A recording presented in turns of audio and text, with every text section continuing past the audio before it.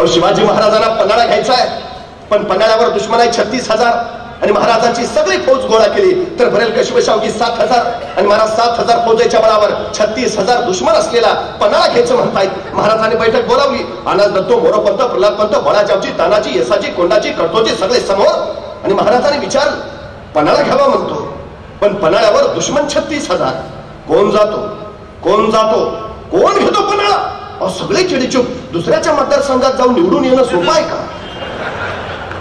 36,000 दुश्मन आहे तिथं. महाराजांनी पुन्हा विचारलं, कोण जातो, कोण जातो, कोण घेतो पन्हाळा? तसा उठून उभा राहिला कोंडाजी. महाराज म्या जातो, म्या घेतो पन्हाळा. भले पट्टी शाबास, कोंडाजी घ्या घ्या घ्या, तुम्ही पन्हाळा घ्या. वा. आणि मग महाराजांनी विचारलं, पण कोंडाजी पन्हाळ्यावर दुश्मन 36,000, तुम्हाला तुमच्या सोबत किती फौज हवी, किती हवी फौज? तसा कोंडाजी म्हटला, द्या 50-60 मावळं. राजे म्हणले 50-60 मावळं?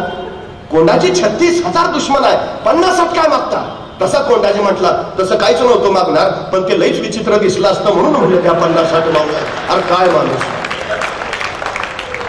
एकटा जायला तयार आहे, एकटा लढायला तयार आहे, एकटा जबाबदारी घ्यायला तयार आहे. आमच्याकडे एखाद्याला सांगा की करतोस का रे तेवढं, त्याला द्या ना जोडीला. काय नीटच कळत नाही मला.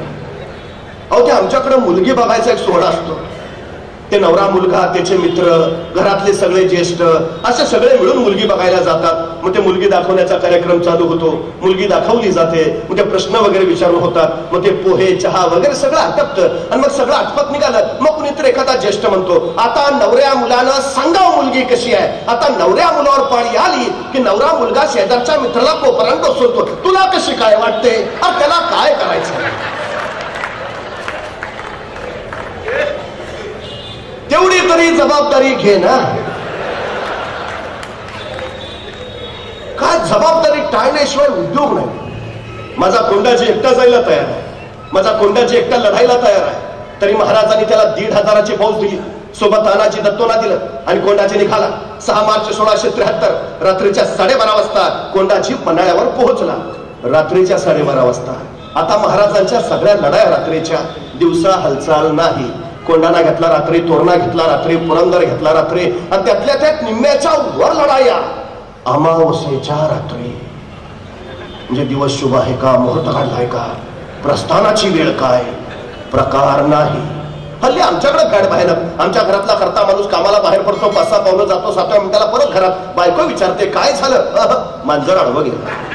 मला राऊंड राऊंड प्रश्न पडतो, त्या मांजरला काय वाटत असेल, हे अडवं गेलं.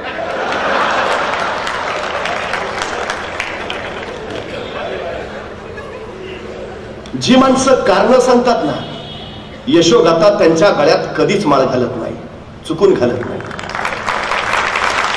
आणि शिवचरित्र हा जगातला एकमेव असा इतिहास आहे ज्या इतिहासामध्ये तुम्हाला कुणी कारण देतानाच भेटत नाही, अजिबात नाही. तर साधी गोष्ट सांगतो महाराजांची. महाराजांचा दुसरा मुलगा राजाराम जन्माला येताना पालथा जन्माला आला. आता पालथ जन्माला येणं आपल्याला जरा अशुभ मानलं जातं, अपशकून बरं नव्हे पालथ जन्माला येणं. पण दस्तूर खुद्द महाराजांचाच मुलगा पालथा जन्माला आला. मासाहेब थोड्याशा काळजीत पडल्या, चिंतेतच राजांजवळ आल्या. राजांना म्हणाल्या, राजे राजकुवर जन्मास आले. आता राजकुवर म्हणजे पुत्र, मग तुम्हास मुलगा झाला. पण मासाहेब थोड्याशा काळजीनं म्हणाल्या, पण राजे राजकुवर पालथे जन्मास आले. आता दुसरा कुणी असता तर म्हणलं असता झालं आमच्याच नशिबात का. पण नाही बरं, जसा मासाहेब म्हणाल्या राजकुवर पालथे जन्मास आले, महाराज उद्गारले, बहुत उत्तम, आता दिल्ली पालथी घालतील. पालथे जन्मास आले, आता दिल्ली पालथी घालतील. हा सकारात्मक दृष्टिकोन आहे. शिवचरित्रात तुम्हाला जागोजागी तो दिसतो. माझा कोंडाची तो दृष्टिकोन घेऊन आलाय. रात्रीच्या 12:30 वाजता आलाय. आता महाराजांनी त्याला 1,500ची फौज दिली. किमान दिलेल्या 1,500 फौजेचा तरी वापर करावा का नाही. त्याने अनाज दत्तोना सांगितलं, अवघं 60 गडी माझ्या संगती द्या, बाकीचं हतच पाय त्याला पांगून पांगून उभा करा आणि प्रत्येकाच्या हातात 4-4, 5-5 मशाली द्या. अनाज दत्तो म्हणले ठीक आहे. सगळी माणसं पायथ्याला पांगून पांगून उभा केली. प्रत्येकाच्या हातात 4-4, 5-5 मशाली दिल्या आणि अवघे 60 गडी घेऊन कोंडाची गडाच्या मागच्या बाजूला गेला. एक कडाहेरला दोर फेकला. मराठे सरसरवर चढले. वरचे पेंगुलेले पारेकरी सपासप कापून काढले. खुलेआम कत्तला रमली. आकृष्किंकळी आरोळा रक्ताच्या चिरकाण्या मुर्द्यांचा नीट प्रतांचा खात यात्रांचा हल्ला कदोल उडाला. तोपर्यंत कोंडाची बेभान पळत सुटला. त्या किल्लेदाराच्या महालात किल्लेदार जागा व्हायच्या आधी त्याच्या छतावर पाय दिला आणि कोंडाची कडाडला. गडाच्या चाव्या दे. त्या किल्लेदाराला सुचायचं बंद झालं. तू इकडं तिकडं खाली बघूच नको, खाली माझं 50,000चं सैन्य आहे.